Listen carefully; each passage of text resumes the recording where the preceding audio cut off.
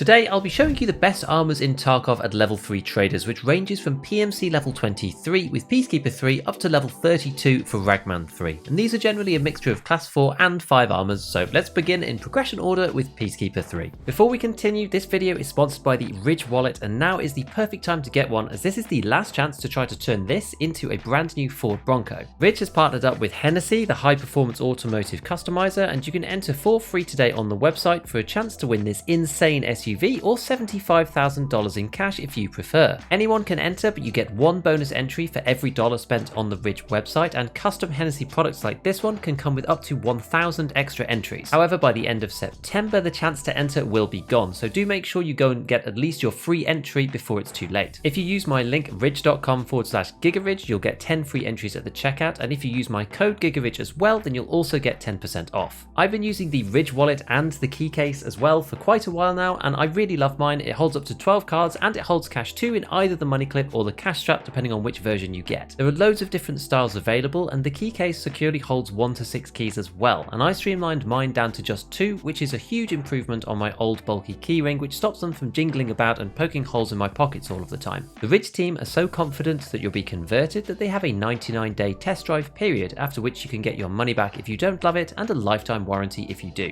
So if you're on the fence, now is the best time to get one at ridge.com/gigaridge to join the 80,000 strong 5-star rated proud owners of the Ridge wallet. So Peacekeeper 3 has the Osprey Mark 4A, and there are 2 types of Osprey. This is the class 4 version. There's a class 5 as well, which is behind Peacekeeping mission, but this one's class 4 and it has left arm, right arm and thorax protection, which is a little bit strange. This might stop your arms from getting blacked out in a firefight, which could mean that you can aim better than your opponent, but it does also mean that because the durability pool is shared between all hitboxes at the moment, then when you get shot in the arm, it then makes your thorax less protected, which is slightly unfortunate. This is going to go away in the next patch once we have armor hitbox plates, protection zones and all this kind of stuff, because once you get shot in the arm, it'll just zero the arm armor and leave the thorax as is. So maybe these will become better next patch, but for now, I normally stick away from these with arms, especially if they're at lower durability like this one is. In terms of statistical debuffs, we have move speed, turn speed and ergonomics. Now that these have all been reduced a lot, most of them are pretty much the same. I wouldn't worry about these too much, except for the specific cases of the really big armors or the really cheap ones. For all of these middling armors, it doesn't really make much difference. Like move speed 5 versus 2 versus 4, you're not really going to be able to notice. There's a couple where turn speed is problematic, and I'll point that out, but at the moment it's not really a big deal. The thing about this to watch out for is the weight. 10.7 kilos is actually really heavy, which is pretty unfortunate, and so it just makes it quite hard to fit into any kits. Now this one is a rig, so in terms of size, it's honestly not too bad. It's pretty good on the inside. This is like 25 slots with a 2x2, which is pretty decent, and it's only 12 slots with a 3x4 on the outside. So it's very efficient. If you pick up someone else's armor or you need to, min-max it into your bag or something, then that can be quite good. The one big downside about this armor is that it's $1,204, which is about 150k, which for a class 4, for me, is just too much. So moving on to Prapor 3, he has the Korund, which is the classic class 4 armor. This is normally the first one that people get access to, and this barters for 4 diaries, which change around in price. I mean, normally they're between 35 and 40,000 rubles, I would say. So this armor normally tends to cost about 150k, something good in that region, and it's pretty good. Like the Korund is alright. This is class 5, which is, yeah, as I said, the first class 5 that people normally get access to, which is why people like it so much, and it has thorax and stomach protection as well, so it covers the whole central chest and is important to not getting your stomach blacked in battle, which, as I said, is a little bit less important than it used to be, but it's still quite nice not to have. Now, the debuffs on this, the movement speed of -9% is quite high for one of the smaller class 5 armors, but the weight is nearly 10 kilos, so it's not as heavy as some of the other armors in the game, but it is quite heavy, so certain kits will end up going overweight if you're not careful, so you just have to bear that in mind when you're using it. It's a 3x4, and so it doesn't really fit into people's bags that well, and because it's not a rig, you can't min-max it into your own bags particularly well, because obviously nothing goes inside it either, and with the weight, it typically keeps people from taking it out. It's one of the cheaper armors from class 5, and on that basis it's usually not really worth it from a value per slot perspective to actually take it out of raid. So normally you get these back in insurance. The best part about that is that it repairs really well. So I would say that the Korund is probably the most economic class 5. It's the weakest in terms of durability points, so you will get shredded even by things that are rated against class 4 like BT after about 4 or 5 shots. But if you just want to wear a class 5 armor and have that first shot protection so you don't get instantly penetrated by whatever it might be, 55A1 or something like that, then the Korund is actually a solid pickup. So all of these guys only have 1 armor on them, and mechanic is no different. This is at level 30. If you pop over to him at level 3, he has the Zabralo Barter. Now, interestingly, there's actually quite a few Zabralo Barters. I'll show them up on the screen now. If we just look at the trader values for these, there's a few. There's one at mechanic, there's one at Prapor 4, and there's a couple at Ragman 4 as well. But interestingly, this one is usually the cheapest. The one with 2 arrays and 5 relays, it tends to be really, really good value. Now, the Zabralo is obviously a complete beast. This has insane durability. It's the highest in the game by far, and at class 6, this just makes it super, super formidable. There's a quest where you have to hand one in under 50%, and these days, it's actually very hard to get it under half. It just absorbs so many shots and so many bullets. It's an extremely strong pickup. Obviously, the downsides of this, the debuffs on this are actually significant. They've been halved over time, and they're still really high. Minus 17% move speed, minus 10% turn speed that you will actually notice, and minus 13% ergonomics makes your weapon slightly more cumbersome. So you will notice these things, and 20 kilograms takes most people, I don't know, 2/3 of the way through their weight limit already. So you're pretty much going to be overweight no matter what you do, even if you have max strength wearing this, which is kind of crazy. So usually it's better to go places like factory or like maybe underground reserve or something. You want to be playing on small maps where you don't need quite as much mobility and the extracts are pretty close. As a 4x4, it's quite large. It's kind of hard to take out of raid, but just because of the value, a lot of people will, and it repairs relatively well being a combined materials armor. All right, so that's all of the non-Ragman armors. Let's go over to Ragman himself, who has the bulk of the remainder. And let's go through them in durability order. We're going to start with the class 4s, and we've got here the new OTV. This one is actually not too bad. This is ceramic and is kind of middling on durability. It's like it's low-ish, low middling on durability, but it does have quite a low weight of 7.4 kilograms, which is pretty nice. It's a 3x3, so it fits into bags relatively easily if you want to min-max your space, although you'd probably just insurance fraud this if you're using it. And the one place that I can see that this is quite nice is doing Punisher Part 4, where you have to use a scav vest and some kind of vest. So if you're not going to use the Current, this is honestly not too bad. There's not that many actual armor vests within class 4. Most of them are rigs, which you can't use with the scav vest at the same time. So the Interceptor OTV is kind of a nice equivalent to using the Thor, for example, and has a little bit more durability, which is pretty decent. It is ceramic, so it won't repair very well, so you probably have to throw it away after probably 1 use or something. And the only other unfortunate thing that I would say about this is that although it's a good armor, you're probably better off getting it from Peacekeeper, because he has a 2 maps barter for it, which makes it like 70k or something, which is usually cheaper than what Ragman has it for at 93. So maybe this is a little bit too expensive, but the armor itself is actually pretty decent. So moving up the durabilities, the next one is the Strandhog. This is our next class 4 armor, and this one is actually okay. I quite like the Strandhog. It's got an interesting feature, which is that it is one of the lightest armors across class 4 to 6 at 6.5 kilos, barring one of the goon rigs. It's one of the lightest that you can get. 6.5 kilos is super, super, super light and really, really good. The barter is for a sewing kit, 2 Kajura, and a vodka, which makes it about 75k, which isn't that bad, especially if you buy the components at the right time. And the debuffs on this are extremely low. So you can see the 6.5 kilos weight as we talked about already, but tiny move speed, tiny turn speed, and tiny ergonomics penalties, which makes it really nice. And this is just very maneuverable. This is maybe like a sniping armor. It's something that I would use it with, like a bolty, if you want like maximum maneuverability. I really like it for that. I think there's a place for the Strandhog just simply because it's so light and keeps your maneuverability. You can see inside it's got a pretty decent amount of space. It's got 3x1s as well, so you could in theory use 40 round mags with like an M4 or an AK, for example. And being 4x3 means it'll fit relatively easily into bags to try and min-max. Right, next we have the Eclipse. This is actually very similar. The Eclipse is kind of similar to the Strandhog, or at least it looks quite similar. It's got 1 extra pouch on either side, so it's now got 19 inside instead of 17.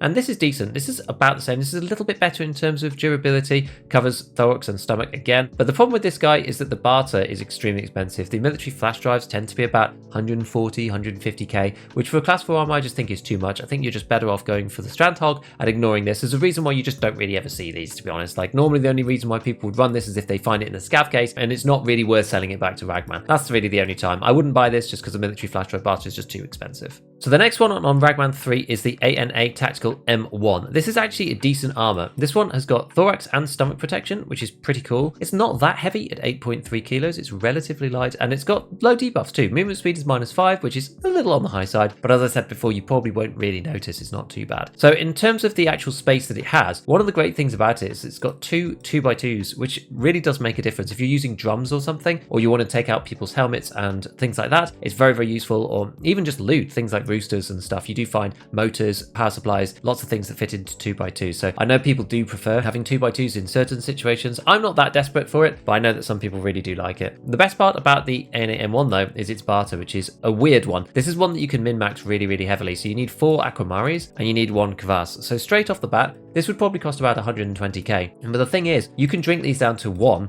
and then hand them all in at 1 out of 60 or whatever it is for each one, and then you could still get your M1. So it depends on whether you want to use these armors. I tend not to do this because I instead drink water and do other things in the hideout with it to do crafts. But if you don't want to do those crafts and you quite like this armor, then you can use Aquamaris to drink in and out of raid, and the same thing with Kvass. And then when they get down to 1 out of whatever their durability is, you can then go and buy these armors and basically get them for free, so to speak. Next up is the Banshee. I actually quite like the Banshee. It's very small with a 3x3, and when you look at it, it's pretty light too, with 6.9 kilos, which is really, really decent. Armor class 4, again, as we said, low debuffs, and the space inside is okay. It's also got 1x3 slots as well to allow you to run 40 rounders, which is pretty cool. And the barter for this, honestly, isn't too bad.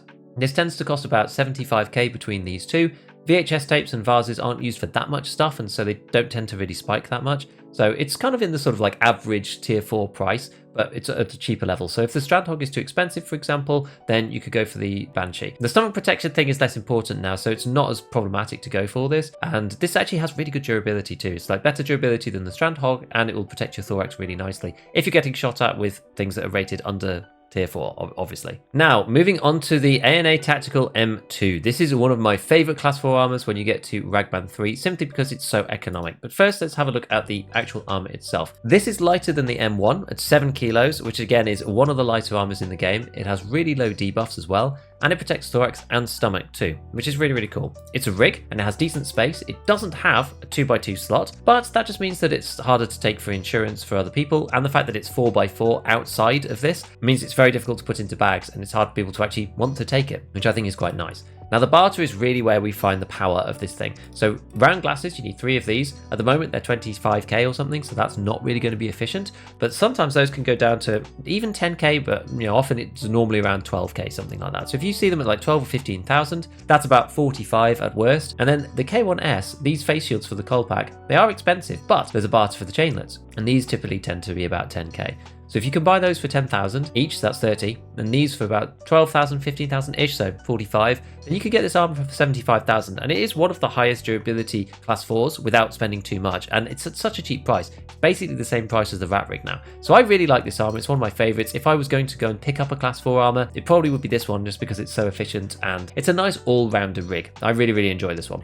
Next up, we have the TV110. This is a kind of Chad favorite, and I think it's because of the amount of space inside. You have 3x1s, you have 3 of them, and you have 2 2x2s as well. And then there's a barter that makes it really cheap with bleach and shampoo, which is very, very cool. So this thing can come down to about 90k, for example, and you can craft all of these things, which is the reason why they're cheap on the flea market. Yes, you could craft them yourself, but you always have to think about opportunity cost. It's not just free if you craft it or find it in raid. Now, it is heavy, 10.3 kilos, which is one of the reasons why I don't like it that much. The debuffs are low, but you do have to make it fit into your kits. It's kind of okay if you're going like MP7 or something. It's one of the highest durabilities in class 4, and for the protection, I think it's actually pretty cheap. The final 2 rigs I think are just a little bit too expensive because of the way that their barters work. So the first one is the Cry Precision AVS. This one ends up costing something more like 200,000 rubles because of the 7 shampoos rather than the 2 and the cheap bleach from the TV110 and the Orstodontox toothpaste as well. It's actually a decent rig, got a lot of space inside, and the weight is 8.7, which is kind of in the middle, and it's got relatively low debuffs as well. But I just think the price there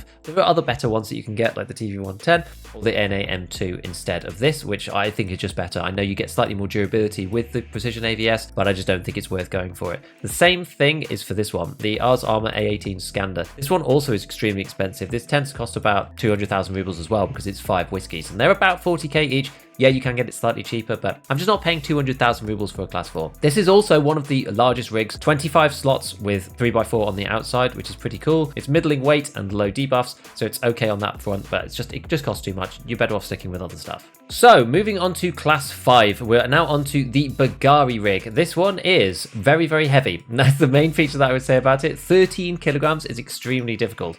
I know that some people really like this for looting interchange and going out of the no backpack extract, because as a class 5, it's got a massive space, 25 slots with 2 2x2s as well, which is amazing. The movement speed is minus 10%, so this is a little bit like the Karuns that we looked at earlier. It's not the end of the world, but so long as you are not running too heavy a guns, then maybe you can fit this into the strength threshold. But this is usually what puts me off about the Bagari. It's not that bad on pricing. It's 160k, which these days, class 5 is just going up and up and up and up in price in general. And it's this barter. 4 Kajuras, 2 Alls, and 4 Fleeces. You can craft these yourself, so you don't have to sell them on the flea market, and you can just use them directly, which saves you a little bit on flea market fees. And so I've ran the Bagari a little bit when I found one in a stash. It's not one that I would usually buy myself, but yeah, if you want to either use the manhole cover and the no backpack extracts on interchange and reserve, then it can be really good for that, or even just general looting, because you just get so much space. But probably gonna have to take a mule with you, because you're gonna get pretty overweight pretty quickly. It is one of the lowest durabilities in class 5, but it does have thorax and stomach on it as well, so it does protect fairly decently. Stepping up a couple of points on the rungs of durability, we now have the Gazelle, which is one of my favorite armors to use. This is 2 gold chains and 3 coffees, which sometimes is expensive. It kind of depends, actually. It's about 150k, 140k, it depends. Like, gold chains do actually fluctuate quite a lot. I saw them yesterday at 50,000 each, so that made the Gazelle quite expensive. But either which way, it's a pretty good armor. Relatively light, 8.9, which is good for a class 5, to be honest. The class 5s do tend to be quite heavy. Low debuffs. The only issue is that it's ceramic, so you don't really get much of a repair out of this guy. Usually you repair it once, you run it a second time, it gets damaged the second time, and then you sell it. That's usually what I would do with it. It doesn't really repair after the third time, or once you do, the durability is so low that it's kind of very similar to one of the better class 4s. So you could run it on a really cheap, if you're doing a shotgun run or something like that, you could do it that way. But I tend to junk it after the first couple of uses, or something like that. But otherwise, in terms of like actual in-raid performance, it's very good, and one of the best, cheapest ways that you can access class 5, but not be overweight and not be over encumbered and not have lower move speed and not have your turn rate destroyed or anything like that. So even though it's a little bit more expensive, it does perform slightly better in raid itself, which is the reason why I quite like them. Now, onto a rig that used to be one of my absolute favorites is the TacTech. The TacTech used to be really, really good, but this barter has become extremely expensive now that everybody knows what it is. And the TacTech ends up being about 250,000 rubles. It does protect thorax only, and it's medium in terms of weight. It's not too bad for a class 5, and it has really low debuffs. Either way, at 250k, it could be worth a pickup, maybe if you find these GP5s cheap. I mean, a lot of the time they're so expensive these days. At 40,000 rubles, you're talking like 200,000 just for the gas masks themselves, and that's before you've even bought any of these red masks. And so I find the TacTech a little bit hard to run now. I think the barter is just a little bit too much, and so I'm not using this anymore, and I haven't seen anybody this wipe using it either. So it's kind of fallen out of favor, but it is actually a decent piece of armor. It's just the pricing just doesn't really work out. The only redeeming feature about it is that the inside space doesn't have any 2x2s and actually makes it quite hard to loot because it doesn't really give you any extra slots. It's like 4x4 on the outside and it's only 18 spaces on the inside and nothing really that useful. So it could come back in insurance, maybe, but I think because it's class 5 and a rig, people will probably just take it and afford their own armor. Next, we have the Gen 4 mobility. This is this one here. I know some people really like the Gen 4s, but I'm not a big fan. This is quite expensive at 210k-ish because of the 7 GP coins. I think that's a little bit pricey. The debuffs are kind of high. The turn speed at -8%, yeah, it's been reduced from what it used to be previously, but I feel that you can notice -8%. I think that is over the threshold of my muscle memory, and so I tend not to use this guy. It does actually have good durability, so it will protect you quite well. It's thorax and stomach, which is decent, but just because of the cost and because of the turn speed, I tend not to use it, but I know some people like it. And the final armor for Ragman is the Redoute M. I think this one is kind of interesting. This price always looked crazy in the past, 228,000 rubles, but as class 5 has crept up and up in price, this actually starts to look much more reasonable when we compare it against some of the other armors. You're paying 160k for a Gazelle. Well, it's only another 60-70,000 to buy a Redoute M. And there's two ways to get this. You could either buy it in cash, as we just said, and there's this barter too, which is 2 books, 4 manuals, and 2 Bake Easy books. These books are usually 40k.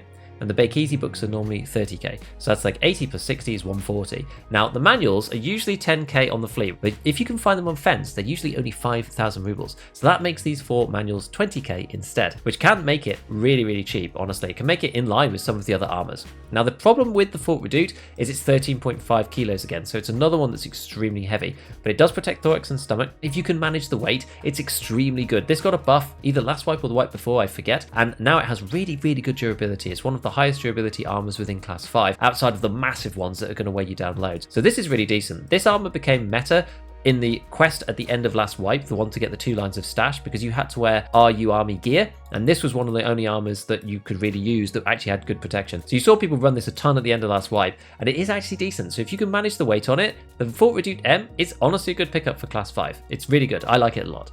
So what are my go-tos overall? If you get to level 3 traders and you want to get class 5 at any cost, the Corund is really going to be the way. You get Prapor before you get Ragman, and this is going to be the only way you're going to be able to get class 5, and you do often find that the Corund is sold out at peak hours. So stock up on your diaries when they're cheap. Try to buy the Corund when it's in stock, because if you come to it later when you actually want to play, often you won't actually be able to buy it. So I really like the Corund. Over at Ragman, if you want to buy a class 4 armor, I think that honestly the best bet is the Anatactical M2. This is one of my favorites, or maybe the TV110 or the Banshee, depending. It all depends on exactly which one you want to get, but I like this one just because I think it's the best combination of min-maxing. Then in terms of class 5, the other budget armors, the Bagari rig is good if you want to loot, and I think this is a decent price for it because you don't have to buy a separate rig. So looting wise, that's really decent. If you want to fight in PvP and you want a cheap class 5 armor, and then I think the Gazelle is the best because you're paying a little bit extra to get some more performance, but the fact that the armor won't repair very well or whatever, you're just going to have to pay more for more of these armors. You can buy 3 per restock as well, which is actually quite a lot compared to a lot of the other armors. It'll perform better than both the Bagari and the Corund in combat. It'll cost you a little bit more as you go on. Then if you want to really blow out, then go for the Reduce M, but try to get it from the barter so that it actually ends up costing the same as the other armors. If you can manage the weight on this thing, it's really good as we said. I've actually used this a bit in PvP and it's really decent. As long as you don't get shot in the face, you can actually sustain an insane number of shots with the Reduce M. So now hopefully you're clued into which armors are the best at tier 3 traders. As usual, a big shout out to all my patrons, and as always, have fun in your raids.